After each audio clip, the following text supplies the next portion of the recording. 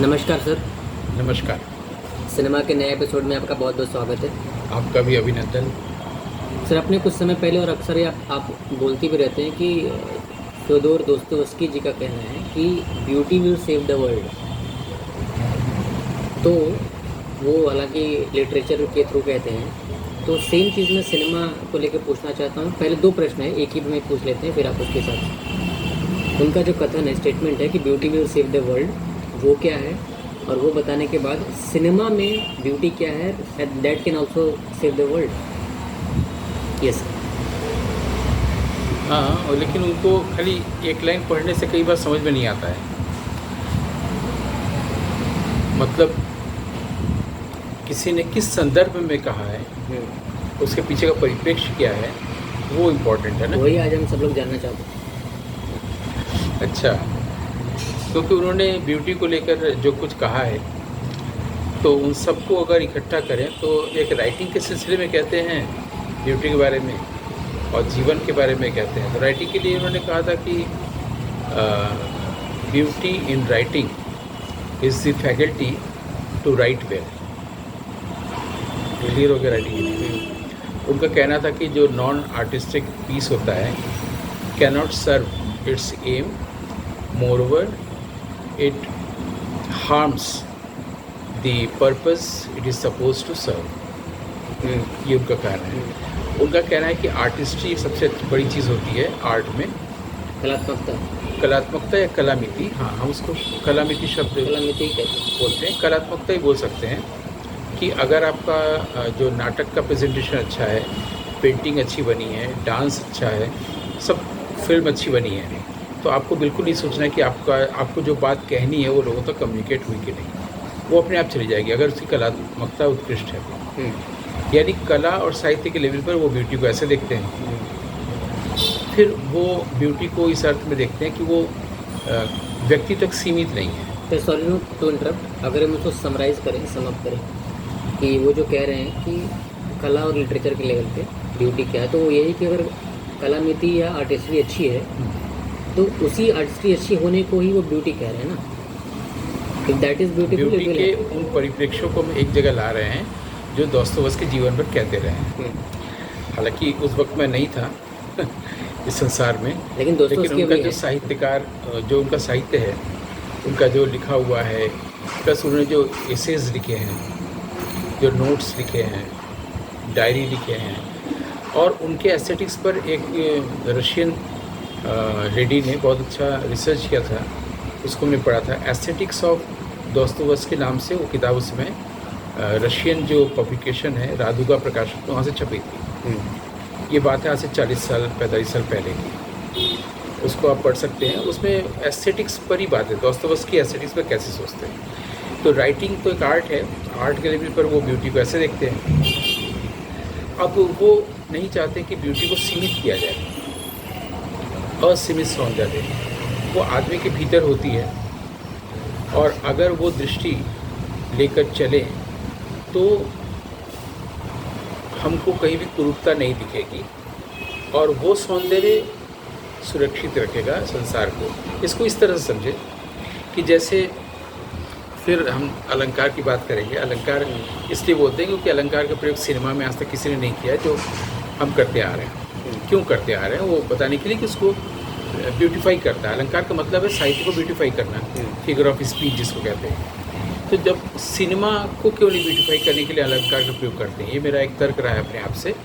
क्योंकि अगर साहित्य को आप अलंकृत करते हैं तो सिनेमा को क्यों नहीं। और सिनेमा को मैं दृश्य काव्य कहता हूँ, तो काव्य से दृश्य काव्य है ना। तो जब काव्य में अलंकार का प्रयोग होता है तो दृश्य काव्य में भी होना चाहिए, इसलिए मैं करता हूँ। उसमें एक अलंकार है, अर्थांतर न्यास अलंकार। अर्थांतर न्यास अलंकार का प्रयोग सिर्फ उस वक्त होता है जब जहाँ पर सुभाषित होता है। सुभाषित आप जानते हो बचपन से कि जो उपदेशात्मक चीज़ें होती हैं उसमें इसका प्रयोग होता है। उसमें यह है कि जैसे जिसका चित्त स्वयं मलिन होता है, दोष युक्त होता है, वो सब में दोष देखता है। उसी तरह जिसको पीलिया होता है वो चांद की तरह शुभ्र शंख को भी वो पीला देखता है। ये एक अलंकार ही बचपन से पढ़ा हुआ है, इसको अर्थांतर न्यास कहते हैं। तो अगर अब देखिए कि दुर्योधन खोजने चला था कि देखिए किसके अंदर दुनिया में दोष नहीं है, तो उसको पूरे संसार में सब लोग दोष से युक्त दिखे थे। और युधिष्ठिर देखने गया था, देखे किसमें दोष है, तो उसको किसी में दोष ही नहीं दिखा था, और दुर्योधन को दोष दिखा था। बहुत सरल ढंग से हो गया। तो युधिष्ठिर को दोष नहीं दिखा था, क्यों? क्योंकि उनके भीतर उनके चित्त में मलिनता नहीं थी वो ना। बात कहते हैं ना कि जैसे आप वैसे आपकी दुनिया। एग्जैक्टली, माने वही तुलसीदास जी भी कहते हैं, जाकी रही भावना जैसी। तो हमारे भीतर जब सौंदर्य होगा तब सब जगह सुंदरता को देखेंगे ना। ये सुंदरता वर्ल्ड को सेव करती है या करेगी, ऐसा कहा गया है। इसमें प्रश्न आ सकता है कि यहाँ ये हो रहा है, वहाँ वो हो रहा है, कहाँ सेव कर रही है ना। सर यही बात है, सॉरी टू इंटरप्ट अगेन। हाँ, जो भी ये प्रश्न करता है, अक्सर लोग करते हैं कि अच्छा तो ठीक है, हम बुद्ध बन जाएंगे तो तभी तो ये सब रहेगा। तो अभी भी आप यहाँ से देख रहे हैं कि बुद्ध बन जाएंगे तो कैसा होगा। हाँ। अभी तो आपको उसको स्वाद ही नहीं मिला वहाँ। एक बात और है ना कि जैसे आप अगर अपने तक ही सीमित रखेंगे अपने आप को कि मैं मुक्त हो जा रहा हूँ, मुझे मोक्ष मिल जा रहा है, मुझे बोध हो रहा है, मैं बुद्ध हो रहा हूँ, तो फिर लोक कल्याण का क्या हुआ? ये सवाल बन सकता है, इसमें कोई दोष नहीं है कि आप मुक्त हो गए, आप जान गए कि आप ब्रह्म हैं। सर अगेन ये भी सवाल वहीं से, उसी तल से है। क्योंकि अभी हम लोग संवाद कर रहे हैं ना। बिल्कुल। मान लीजिए कि हम लोग बुद्ध हो चुके हैं, मैं और आप और संदीप जी, तीनों लोग, ठीक है, तो हो गए, तो संसार में क्या अनाचार रुक गया है? संसार में क्या जो प्रकृति के जो लॉ ऑफ पोजिशन है क्या रुक गया है? जो विक्षेप आता है, क्षोभ आता है, प्रलय आता है, जो कुछ भी हम लोग देखते हैं कि डिसऑर्डर आता है, क्या वो बंद हो जाएगा? क्या पृथ्वी का तापमान आदि चीज़ें बड़े स्तर पर भी देखें, बहुत कुछ मैसाकार होता रहता है, प्रलय आता रहता है, जल प्रलय आदि, क्या वो रुक जाएगा हम अगर बुद्ध हुए? क्योंकि तभी तो बुद्ध सारा जीवन फिर उपदेश देते रहे, है ना। तो क्या बुद्ध के समय में भी सिर्फ करुणा ही करुणा हो गई थी? कलिंग युद्ध के बाद हुई थी अशोक में, लेकिन क्या सारे लोग फिर ऐसे हो गए, सात्विक हो गए? नहीं हुए। तो ये प्रश्न तो बनता है, लेकिन इसका उत्तर हम लोग इस अप्रोच से ले सकते हैं कि हमारे भीतर जैसा अपना अगर व्यक्ति चित्त है तो हमारे भीतर लोक चित्त भी है, और जब हमारे अंदर बोध होता है तो उसमें लोक चित्त समाहित हो जाता है, बिल्कुल, है ना। तो जब हम फिल्म बनाते हैं तो जैसे एक सिंपल एग्जांपल लें, इस वाक्य को खंडित ही रहने दें, जब हम फिल्म बनाते हैं कि जब आप कोई चीज़ राइटिंग करते हैं उसमें कहा जाता है कि आप आनंद लीजिए, जब आप आनंद लेंगे तो आपके पाठक को भी आनंद मिलेगा। लेकिन एक्टिंग में भी सेम चीज़ होती है। एक्टिंग में भी सेम चीज़ है, फिल्म में भी है। आपको जब मज़ा आएगा तो लोगों को भी मज़ा आएगा। अब ये इसका स्तर है ना। जैसे मान लीजिए कि एंटरटेनमेंट का लेवल का मज़ा है, एक है, और एक बोध के लेवल का, जैसे न्यूज़पेपर में कहा जाता है कि ये न्यूज़पेपर पहले पढ़ाया जाता था कि इन्फॉर्म करता है और एंटरटेन करता है, एजुकेट करता है। फिल्म पर भी लागू होती है, फिल्म भी इन्फॉर्म करती है, एंटरटेन करती है, एजुकेट करती है। तो एजुकेट करना या एनलाइटन करने के लेवल को भी तो हम एंटरटेनमेंट का एक स्टैंडर्ड कह सकते हैं। बर्गमैन की फिल्म भी एंटरटेन कर रही है, तार्कोवस्की और ब्रेसों को भी कर रही है। हम सिर्फ ये नहीं कह सकते चार्ली चैपलिन की कर रही है। चार्ली चैपलिन की फिल्म तो एजुकेट कर रही है, साफ दिख रहा है, ठीक है। तो एंटरटेन करने को भी हम अगर तीनों हटा दें, इंफॉर्मेशन और एजुकेशन हटा दें, तो फिल्म एंटरटेन करने के जो स्टैंडर्ड्स हैं उसमें वहाँ तक पहुँच चुका है जहाँ पर वो अवेकन भी कर रही है, ठीक है। तो ये यहाँ तक जो पहुँचना है, इस जगह तक, इसमें लोक चित्त अपने आप आ गया। आप संसार का ही तो कोई कर रहे हैं। तो इसका मतलब आप पहले से अवेकेंड हैं, और दूसरे से आप कह रहे हैं कि उत्तिष्ठ जागृत, मतलब तुम भी उठो, जागो, मतलब जो वेकफुल ड्रीम है उससे भी जागो। तो इस दृष्टि से दोस्तोवस्की कह रहे हैं कि beauty will save the world. लेकिन मुझे उसमें थोड़ा सा संशोधन ये करना है कि ब्यूटी सेव्स द वर्ल्ड ये कहना है। विल और पास्ट जब भी रहेगा तो अतीत और वर्तमान और भविष्य वाले टाइमलाइन रहेगा, तो शायद ये उतना कारगर ना हो। लेकिन हम अगर दूसरे टाइमलाइन में आ जाए जहाँ पर प्रेजेंट इंस्टेंट है, तब हम देख सकते हैं कि ब्यूटी में सब्जेक्टिविटी भी नहीं रहा, ऑब्जेक्टिविटी भी नहीं रहा। क्योंकि ब्यूटी जब भी आता है तो हम एक साधारण सा सवाल उठाते हैं, ये सब्जेक्टिव है कि ऑब्जेक्टिव? उत्तर मिलता है कि बी होल्डर की आँख में है, तो कुछ लोग कहते हैं फिर ऑब्जेक्टिव में है, ऑब्जेक्ट्स में है ब्यूटी। जैसे मैं ही किसी को कह सकता हूँ तर्क से कि अगर ब्यूटी आँख में है तो तो आप कपड़ा खरीदते समय सिलेक्ट कैसे करते हैं कि नहीं ये वाला नहीं ये वाला लेंगे। या चिड़िया जो है खाना लेकर उस डाली पर क्यों बैठती जहाँ बहुत सारी पत्तियाँ हैं, फूल हैं, सूखी डाली पर क्यों नहीं बैठती है? पर चुनती है ना, इसमें आँख में नहीं है। इसका एक उत्तर हमारे एंजल्स ने दिया था मार्स के समय में कि वो कर्म से जोड़ कर दिए थे, श्रम से, कि उनके बगल में एक श्रमिक बैठा हुआ था तो उनका ध्यान ही नहीं गया, और जब वो उठ के गया सामने एक ब्लास्ट फर्नेस में, वो चलाने लगा, पीटने लगा, तो पूरा दृश्य ब्यूटीफुल हो गया। यानी एक समय में कोई चीज़ ब्यूटीफुल नहीं होती है, वही दूसरे समय में होती है। तो कई बार एक एक्टर नया आप देखिएगा, देखने में बिल्कुल अपील ही नहीं कर रहा है, लेकिन जब परफॉर्म करता है तो परफॉर्मेंस की ब्यूटी हो जाती है। जब नई नई शबाना आज़मी, स्मिता पाटिल लोग आए थे, नसरुद्दीन शाह और आदि ओमपुरी लोग, तो सिनेमा हटा दीजिए तो कोई भी नहीं उसकी तरफ आकर्षित नहीं होगा ना, देवानंद से राजेश खन्ना वाला ज़माना था। लेकिन परफॉर्मेंस की ब्यूटी ने उनको ब्यूटीफुल कर दिया। अब ब्यूटी सब्जेक्टिव है कि ऑब्जेक्टिव है, मैंने ऑब्जेक्ट में है इसलिए हम चुनते हैं, या ब्यूटी सब्जेक्टिव ऑब्जेक्टिव है, जो एंजल्स ने कहा था, एक समय में नहीं है। अगर ये सवाल हम आपसे पूछें, तीनों में से कौन सा? Totally subjective. Totally subjective. लेकिन मुझे अगर आप कहने की अनुमति दें तो मैं ऐसे कहूँगा कि ब्यूटी सब्जेक्टिव तो है, लेकिन तब जब उसमें पूरा ऑब्जेक्टिव वर्ल्ड ही समाहित हो गया। बिल्कुल। अगर वो विस्तृत नहीं हुआ है, कि सब्जेक्टिव होने का कोई मतलब नहीं है कि मेरी आँख में ब्यूटी है, मैं देख रहा हूँ, सब्जेक्टिव है भी नहीं, वो तो कुछ और ही है। अगर नहीं है तो फिर दुर्योधन की आँख में भी तो सब्जेक्टिविटी है, उसको क्यों नहीं दिख रहा है? शकुनी को क्यों नहीं दिख रहा है? मंत्रा को क्यों नहीं दिख रहा है? इसका मतलब है कि वो फलक जो उनका विस्तृत नहीं हुआ है। तो बुद्ध का फलक विस्तृत हो गया है, वहाँ सब्जेक्ट ऑब्जेक्ट का भेद मिट गया है। बॉडी जो है, देह जो हम लोग को भेद करता है कि हमारे भीतर हमारे बाहर, भीतर बाहर का भेद ही नहीं रहा। प्रकाश है। आप देखिए लाइट जब सूरज निकलता है तो उसमें ईस्ट वेस्ट का कॉन्सेप्ट ही नहीं रहता सूरज के पास, कि मैं यहाँ पर ईस्ट भारत हूँ, ऐसा करूँ, यहाँ बुद्ध हुए हैं तो यहाँ पर मैं रोशनी की तीव्रता बढ़ा दूँ और यूरोपियन देश में कम कर दूँ, ऐसा तो नहीं है ना। या यहाँ सॉक्रेटिस हुए हैं ग्रीस में तो यहाँ ज़्यादा प्रकाश कर दें। लाइट इज़ लाइट, वहाँ भेद नहीं ईस्ट वेस्ट का। वैसे बोध में भी भेद नहीं होता है बाहर भीतर का। उस ब्यूटी को की तरफ इंगित कर रहे हैं दोस्तोवस्की। सर दूसरे प्रश्न पे आ जाते हैं, सिनेमा में वो ब्यूटी क्या है? सेम है। सिनेमा में ब्यूटी अगर इस तरह की दृष्टि लेके चलें तो है, तब तक नहीं हो पाएगा कि ये दृष्टि, जब तक दृष्टिकोण रहेगा।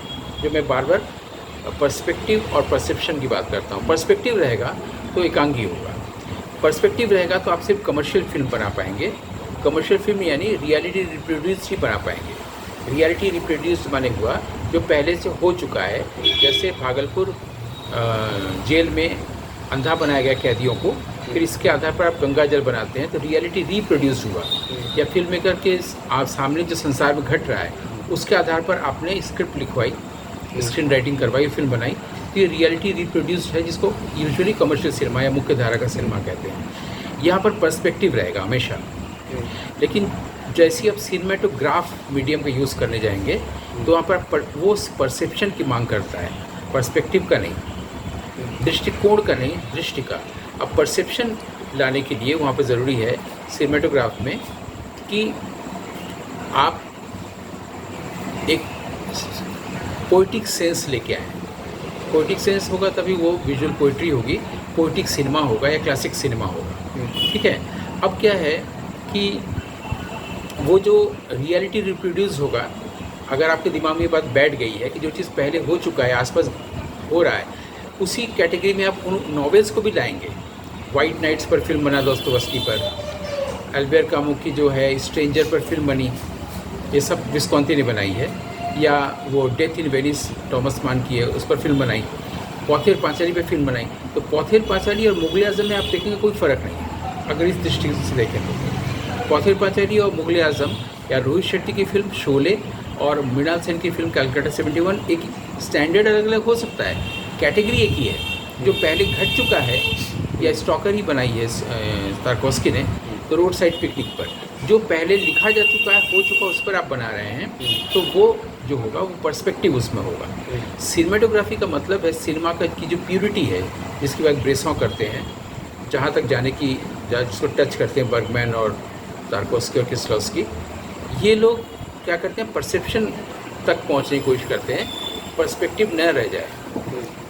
मतलब ये है कि जो हमारे भीतर कोई स्पार्क आया है, कोई आइडिया कौंधी है, जो अपने आप में मौलिक होगा, स्पॉन्टेनियस होगा, जो पहले का किया हुआ नहीं रहेगा, जो फोटोग्राफिक आर्ट से अलग होगा, तो फोटोग्राफी या मूविंग इमेज दोनों ये इमिटेट करता है, लाइफ को डेड इमेज में बदलता है, अपने प्राइस को कम कर देता है और क्रिएटिव नहीं होता है कि कोई भी मूविंग इमेज जो कि रियलिटी रिप्रोडक्शन है, या चाहे शोले हो, चाहे मेरा गांव मेरा दोस्त हो, चाहे कोटे सिक्को, जब सारी थीम एक ही है ना, आप थोड़ा मॉडिफाई कर रहे हैं। लेकिन जब भी आप कोई नई बात कौंधेगी, वो जब आइडिया होगा, वो अपने साथ परसेप्शन, ब्यूटी, पूर्णता लेके आए आइडिया। और वो ऐसे सिनेमा की दुनिया को ज़रूरत है। भारत की ओर से एक भी एग्जाम्पल नहीं है, भारत के बाहर से कई एग्जाम्पल्स हैं। चेम्बर ट्रिलॉजी बाई बर्गमैन, तीनों, through a glass darkly, silence और winter light, cries and whispers, autumn sonata, persona, कितनी फिल्में आती चली जा रही हैं। ब्रेसों की फिल्म, तीनों फिल्म जो हम बार बार बोलते हैं, मैन एस्केप्ड है, फिर diary of a country priest है, 4 नाइट्स ऑफ ए ड्रीमर, तार्कोवस्की की स्टॉकर, और ये क्या मिरर, और ये नॉस्टैल्जिया, ऐसे ही इनका डेकलॉग, 3 कलर्स किस्लोस्की का, और डबल लाइफ ऑफ वेरोनिक। तो ये सब में आप देखिएगा कि आपको जगह जगह पर उसकी झलक दिखेगी जो उससे पहले कभी हुई नहीं है। ये उस पोइट के भीतर की पोइट्री है जिसका इंतज़ार सिनेमाटोग्राफ करता है। इसी को पोइटिक सिनेमा या क्लासिक सिनेमा कहा गया है। ये अजीब है कि भारत की ओर से ऐसी अभी तक पहल अभी तक तो सामने नहीं आई है। भले ही मैं बार बार बोलता हूँ कि मृणाल सेन की कैलकाटा 71 और ऋत्विक घटक की मेघे ढाका तारा या कोमल का अंधार एक प्रस्थान तो है, या आगंतुक अंतिम फिल्म जो सत्यजीत रे की है, उसमें सत्यजीत रे को क्या कहना है वो कह रहे हैं। इसके लिए बर्गमैन कहते हैं कि अगर आपको पास कहने के लिए कुछ नहीं है तो आप फिल्म मत बनाइए। सत्यजीत रे अपनी 28वीं फिल्म में उनको लगता है कि मुझे कुछ कहना है, तब कह रहे हैं, जो कि पहली फिल्म होती है। तो एक ब्यूटी वो है जो नेचुरल ब्यूटी होता है, जिसको हम लोग ब्यूटी कहते हैं। एक आर्टिस्टिक ब्यूटी होता है। तो वो जो नेचुरल ब्यूटी वाला चीज़ आपको पौथेर पांचाली में मिलेगा। आर्टिस्टिक ब्यूटी कई जगहों पर अब भी देखने को मिलता है। जैसे एक फिल्म है स्कॉटिश फिल्म, अगर आप वेनिस, रोम वगैरह में जाएं तो वहाँ की ब्यूटी में वो आर्टिस्टिक चीज़ें मिलेंगी, लेकिन जो प्राचीन है, वैसे खम्बे, पिलर्स और सब कुछ ना, लेकिन प्राचीन है।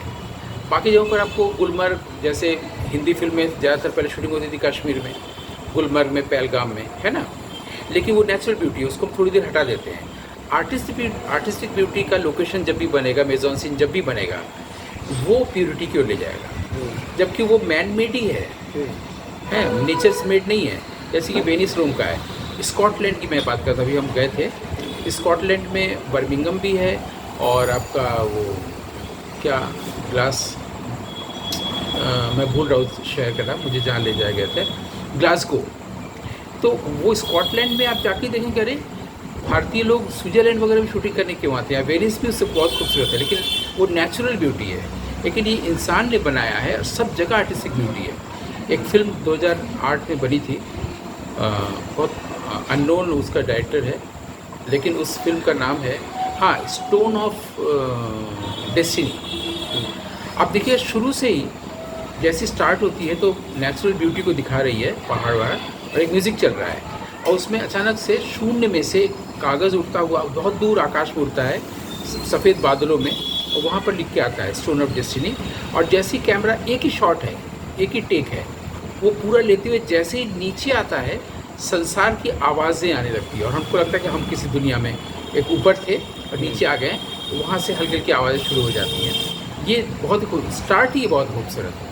और उसके बाद पूरी फिल्म में जो कैरेक्टर्स हैं वो बिल्कुल रोशनी से अंधेरे के अंदर जाते हुए हैं, ऐसी बिल्डिंग्स बने हुए आर्टिस्टिक, फिर उस अंधेरे से उजाले की ओर आते हुए हैं, पूरी फिल्म में ही है लगभग। वो एक उसमें जो नायक था चार्ली कॉक्स, उस वक्त वो 17 साल का था, आजकल 41 साल का हो गया है।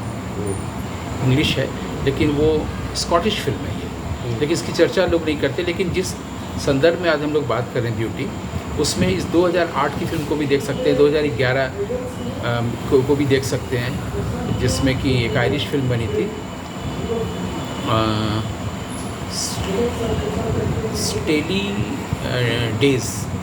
स्टेली डेज या स्टेली डेज ही था। उसमें एक बिशप रहता है, उसमें भी आप देखिएगा शुरू से ही आपको एक ऐसे ग्रिप में ले लेगा। उसका मेजॉन सीन बहुत अच्छा है, और उसमें वो हम लोग कहते हैं ना कि हमेशा पुट टुगेदर बाय नेचर और put together by thought.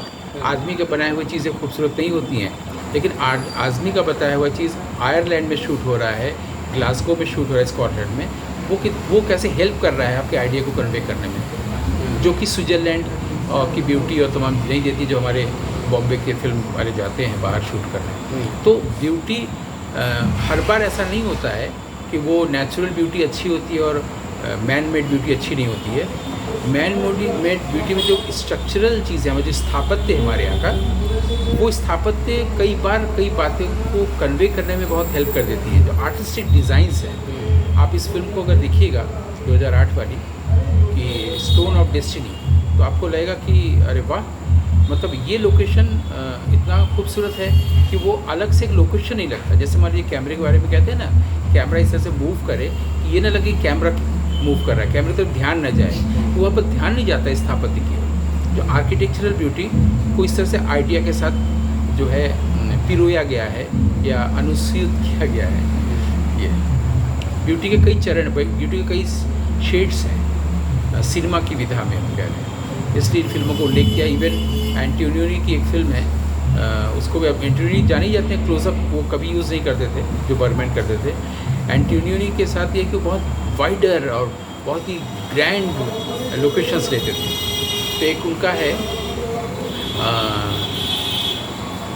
जेब्रिस्की point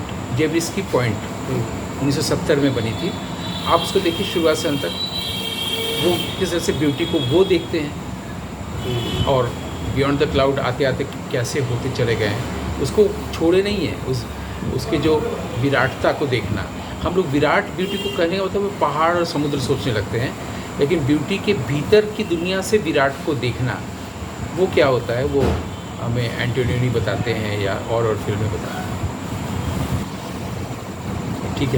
ठीक है सर, बहुत ही अच्छी बातचीत रही, और हम लोग मिलेंगे अगले एपिसोड में, ब्यूटी के ऊपर और भी चर्चा करेंगे। बहुत बहुत धन्यवाद। आपका अभिनंदन और इस चैनल के लिए आपने मुझे मौका दिया, इसके लिए मैं कृतज्ञ। चैनल पे आप आए, इसके लिए बहुत बहुत धन्यवाद। Thank you so much.